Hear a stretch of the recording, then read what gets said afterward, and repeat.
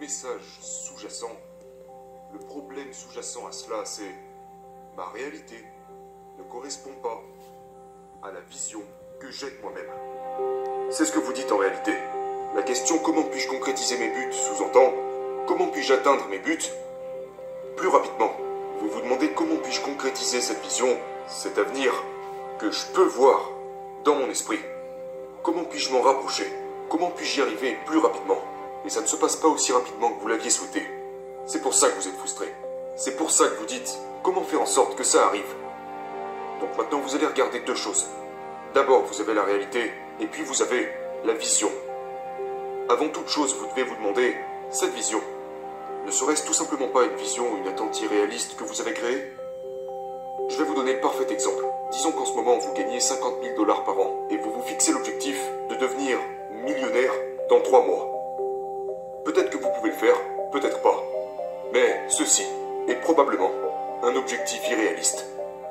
Et lorsque vous vous fixez des objectifs comme celui-ci, devinez quoi?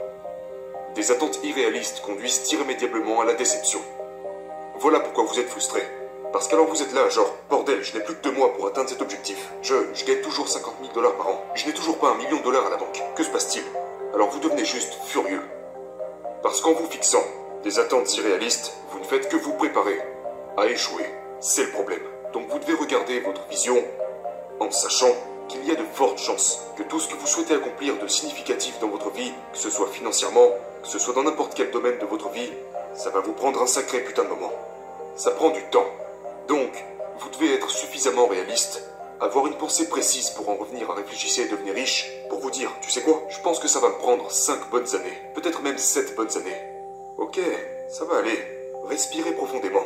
Ça va vous prendre 7 putains d'années. Peut-être que vous ferez face à quelques conneries d'ici là. Peut-être que ça vous prendra 10 ans. Ok, ça va me prendre 10 ans.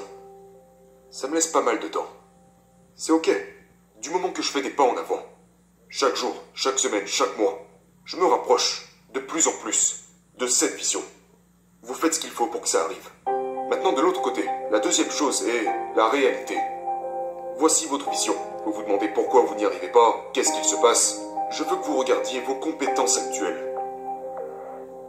Disons que vous jouez au basketball et que vous voulez gagner le championnat. Vous voulez gagner ce match. Ce que vous dites c'est, comment se fait-il que je n'ai pas gagné ce championnat? Bordel, je me suis entraîné chaque putain de jour. J'ai fait des tours de piste, etc. Mais cela n'a rien à voir avec le fait de gagner le championnat.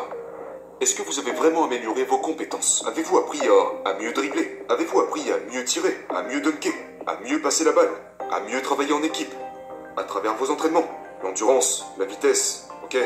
L'explosivité? Avez-vous travaillé sur vos sauts, votre détente verticale? Regardez-vous vraiment vos compétences pour ce qu'elles sont et faites-vous vraiment ce que vous avez à faire pour les développer et atteindre vos buts plus rapidement, étape par étape.